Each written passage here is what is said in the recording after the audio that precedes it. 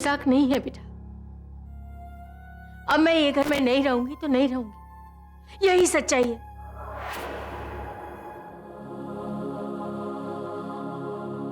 लेकिन आप जाएंगी कहाँ? चली जाऊंगी बेटा। इस मुंबई में इतने कई संरक्षण गृह है जहां मुझे आश्रम मिल जाए।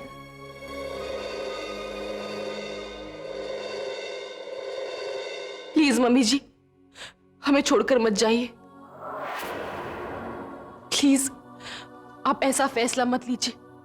अगर आप यहां से चली गई तो इस घर का क्या होगा, हमारा क्या होगा? देखिए ना मम्मा, पापा भी बदल गए हैं और वो भी यही चाहते हैं कि आप इसी घर में रहो।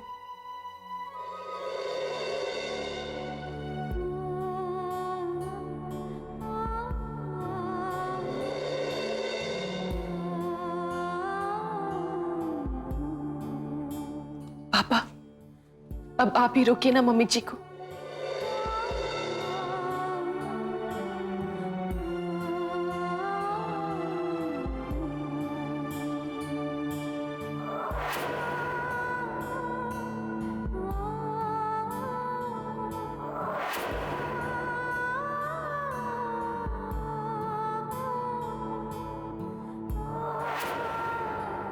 प्रांजल,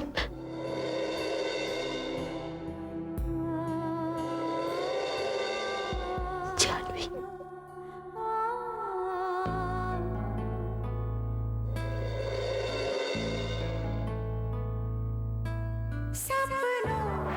सुषमा,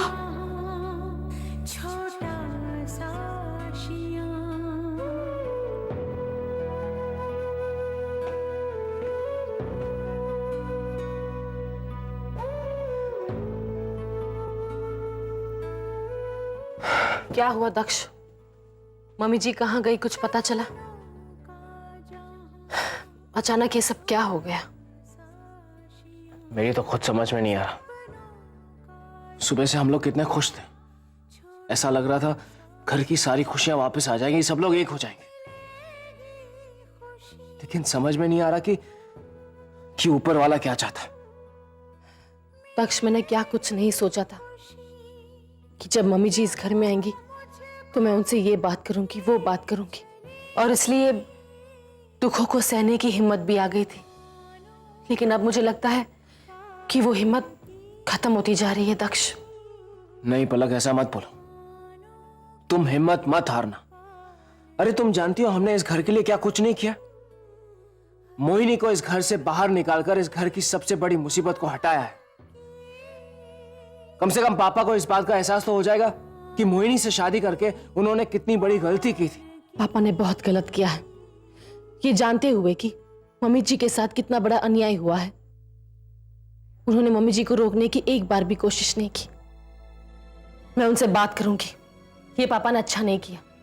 नहीं पलक, इस वक्त उनसे बात करना ठीक नहीं होगा। हम सुबह बात करेंगे। नहीं, मुझे अभी बात करनी है।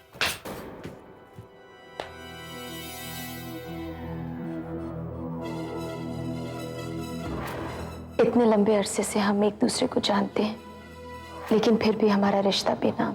चंद्रकांत, मैं सच बोल रही हूँ। मैंने सुषमा को मारा है।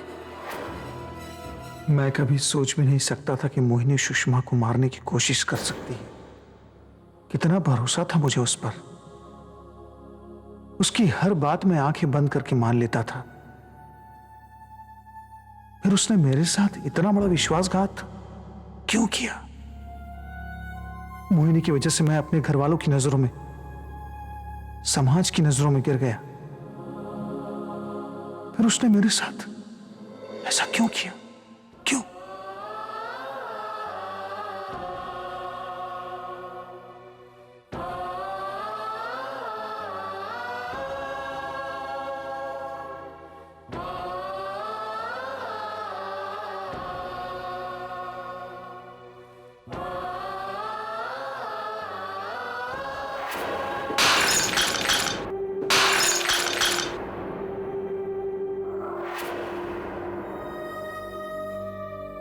चंद्रकांत बेटा, मैं आज बहुत खुश हूं। कि आखिर तुमने माना तो सही कि मोहिनी से शादी करके तुमने बहुत बड़ी गलती की थी। बेटा अब तुम्हारी जिम्मेदारी बनती है कि तुम सुषमा को इस घर में वापस ले आओ। नहीं मां, मैं सुषमा को लेने नहीं जाऊंगा।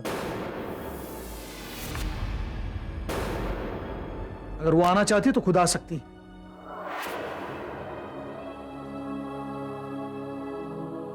मैं मानता हूं मां, मुझसे गलती हुई है मुझसे गलती, पर मुझे थोड़ा वक्त तो दो सुधरने के लिए। आप नहीं जानती मां, मंदिर से आपके चले जाने के बाद उसने कितना बुरा भला कहा मुझसे, पर मुझे थोड़ा वक्त तो दो। बेटा जो हुआ सो हो गया। ये तो तुम भी जानते हो कि उसने कितना कुछ सहा है। शायद उसके बुरे वक्त में जब उसे तुम्हारे साथ की सबसे ज्यादा जरूरत थी, उस वक्त तुम उसके साथ नहीं थे। और बेटा तुम ही तो उसके सहारे हो। अगर तुम दूर चले जाओगे तो वो टूट जाएगी। नहीं मां, लेकिन मैं अब भी मानता हूं कि इस घर में जितनी भी अशांति फैली है, बुराइयां हो रही है, उसके लिए मैं जिम्मेदार हूं। मानता हूं मैं, पर उतनी ही जिम्मेदार पलक भी है। ये तुम क्या कह रहे हो चंद्रकांत? अरे उसने तो तुम दोनों को साथ लाने के लिए अपना सुख चैन सब कुछ दांव पे लगा दिया था। बल्कि मैं तो ये कहूंगी कि अगर पलक ना होती तो ये परिवार कब का बिखर गया होता। और तुम कह रहे हो कि देखो मां, क्या गलत है क्या सही है मैं नहीं जानता। मैं सिर्फ इतना जानता हूं कि पलक ने हर एक को, हर सदस्य को मेरे खिलाफ कर दिया, और इसी की वजह से सुषमा आज वापस घर नहीं आ रही है। पलक ने सिचुएशन ऐसी क्रिएट कर दी है कि मैं सबकी नजरों में गिर चुका हूं अभी। पलक की बातों में आकर सुषमा ने अच्छा नहीं किया मां। वो मुझसे बात कर सकती थी, मैंने भी तो कोशिश की थी उससे बात करने की, पर नहीं। और मां वैसे ही मैं बहुत परेशान हूं। मोहिनी की वजह से बहुत टेंशन में हूं मैं, और मुझे टेंशन नहीं चाहिए। लेकिन चंद्रकांत बस मां, प्लीज मुझे अकेला छोड़ दो।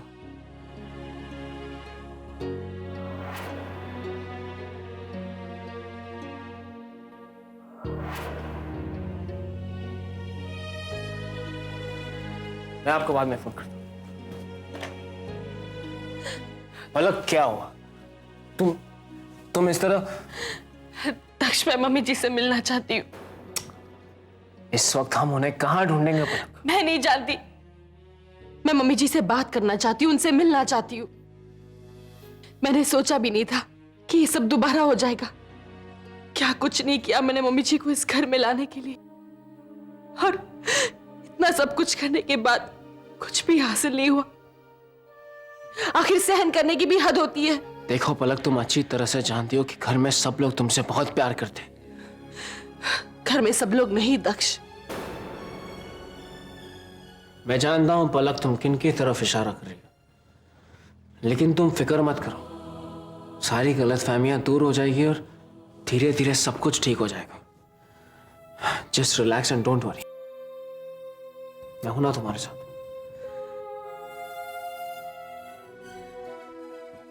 चंद्रकांत कहां जा रहा है?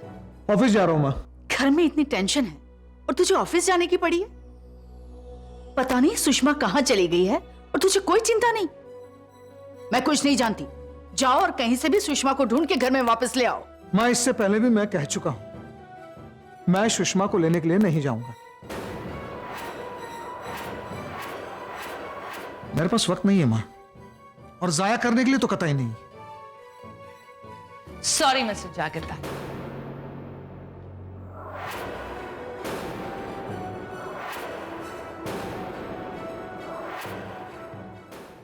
मेरी क्लाइंट ने जागीरदार फैमिली के खिलाफ ये मुकदमा दायर किया है कि इन्हें इस खानदान की प्रॉपर्टी से इनका हिस्सा दिया जाए। केशवी, तू जेल से छूटकर वापस कैसे आ गई? हाँ, क्या करूं बुआ जी, आप सबको बहुत मिस कर रही थी। भला आप लोगों के बगैर मैं वहां कैसे रहती? आप लोगों को क्या लगा कि मैं जिंदगी भर वहां बैठकर चक्की पीसती रहूंगी? Come on, now let's come to the point. मुझे मेरा हिस्सा दे दीजिए and the matter is over, right? जागीरदार खानदान की प्रॉपर्टी में तुम्हारा कोई हिस्सा नहीं है और ना ही कोई हक। हां, एक हक था, इस घर में रहने की इजाजत, लेकिन अब वो भी नहीं रही। जागीरदार खानदान में हक और हिस्सा मांगने की बात तो बहुत दूर की है। तुम जैसी औरतों के लिए इस घर में खड़े रहने की इजाजत नहीं है। चलो निकलो यहां से। देखिए, आप मेरी क्लाइंट से इस तरह बदतमीजी से बात नहीं कर सकते। चंद्रकांत बेटा, यह कानूनी मामला है, थोड़ा शांति से काम लो। मैं तुम्हें फिर से कहता हूं, जागीरदार खानदान की प्रॉपर्टी में तुम्हारा कोई हक नहीं है, कोई हिस्सा नहीं है। और अगर फिर भी तुम्हें ऐसा लगता है तो कोर्ट के दरवाजे खुले हैं, तुम जा सकती हो। अब तुम यहां से जाओ केशवी, मैं चंद्रकांत से बात करूंगी। ठीक है दादी, चली जाऊंगी, लेकिन याद रखना, आप सब याद रखना, अगर मुझे अपना हिस्सा नहीं मिला तो बहुत बुरा होगा।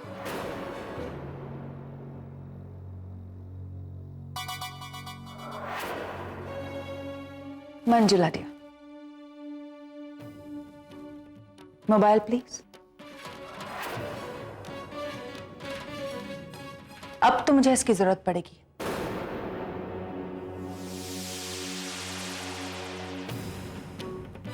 फोन करती रहना, चलती हूं।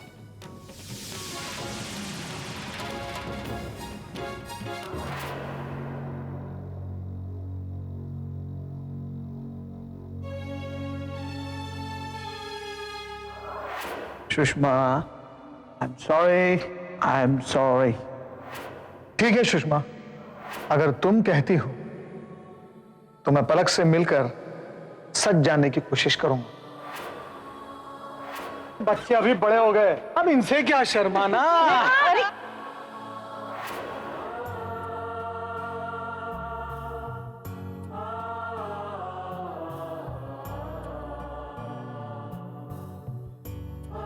Mummy ji,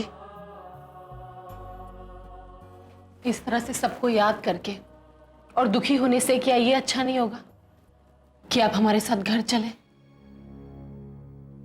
mummy ji please हमारे साथ घर चलो, आपके बिना वो घर घर नहीं लगता। पलक बेटा, मैं भी जानती हूँ औरत के लिए सही जगह अपने पति का घर होता है, लेकिन वो तब होता है जब पति उसे प्यार से वो हक दे, वो स्थान दे। मैं चाहती हूँ कि जब उनको लगे कि मेरी उस घर में जरूरत है, उनको मेरी जरूरत है, तो खुद मुझे लेने आएंगे। अगर वो लेने आए तो मैं हंसते हंसते अपने घर में वापस आ जाऊंगी, पर तब तक नहीं। किसने कहा कि उस घर को आपकी जरूरत नहीं है?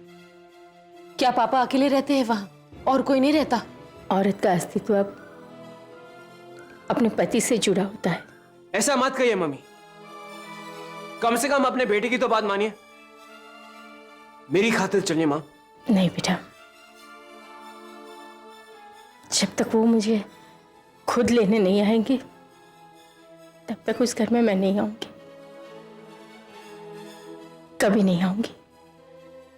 अगर एक बार वो मुझे वापस बुला लेंगे तो मैं दौड़ के आ जाऊंगी तुम लोगों के पास।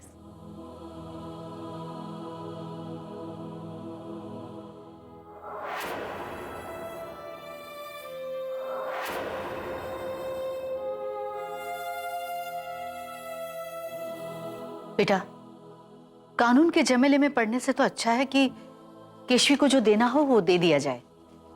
कानून के चक्कर में समय की बर्बादी तो होगी, खामखा टेंशन भी बना रहेगा। मां, आज तक मैंने अपने आप को किसी के सामने नहीं झुकाया, और अगर झुकाना भी है तो केशवी के सामने क्यों? इसकी हिम्मत कैसे हुई अपना हक और हिस्सा मांगने की?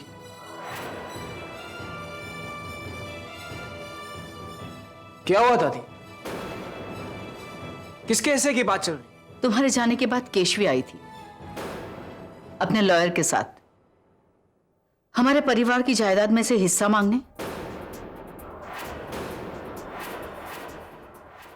लेकिन केशवी जेल से बाहर कैसे आई? ये तो मुझे भी नहीं पता। तो ठीक है वकील साहब, आप डॉक्यूमेंट्स तैयार करवा लीजिए। ओके? ठीक। चले मैं आता हूं आपको छोड़। मुझे तो लगता है कि हमें केशवी को उसका हिस्सा दे देना चाहिए। कोर्ट में जाएंगे तो खामखा बेइज्जती होगी और पता नहीं लोग हमारी फैमिली के बारे में क्या क्या कहेंगे। मैंने भी यही चंद्रकांत से कहा था, लेकिन मान ही नहीं रहा। अपनी जिद पे अड़ा हुआ है। कह रहा है कोर्ट की धमकी दी है तो कोर्ट में ही हराऊंगा। दक्ष, जो भी देना है दे दो प्लीज। वैसे भी घर में इतनी परेशानियां चल रही है। केशवी को भी यही वक्त मिला था नोटिस भेजकर हमारी जान खाने को। दादी जी आप चिंता मत कीजिए, मैं केशवी को अच्छी तरह से जानती हूँ। बहुत चालाक औरत है वो। मैं जानती हूँ ये सब उसने किस लिए किया है, ताकि ये घर फिर से बिखर जाए। लेकिन आप चिंता मत कीजिए, मैं उसकी इन घटिया इरादों को पूरा नहीं होने दूंगी।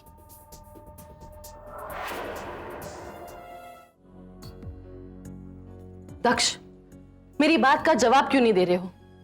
इस वक्त सबसे ज्यादा जरूरी है मम्मी जी को इस घर में लाना।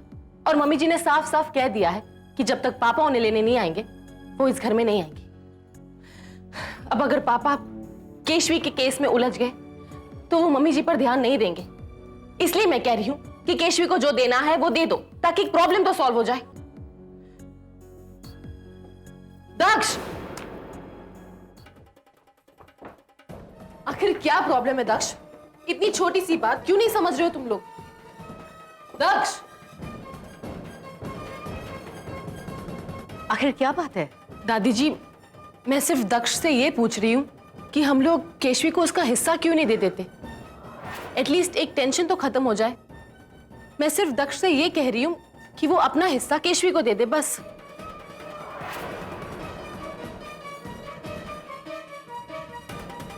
जब अपने पास होगा तब तो वो किसी को देगा ना।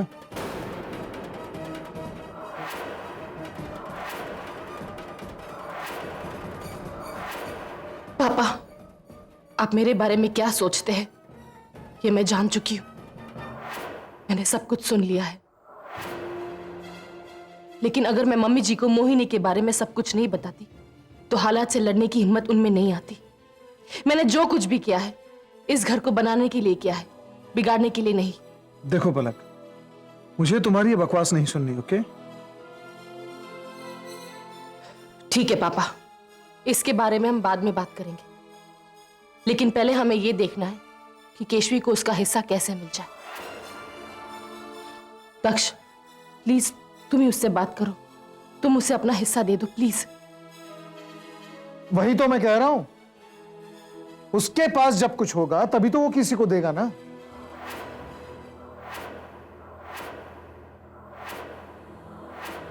चंद्रकांत, ये तुम क्या कह रहे हो?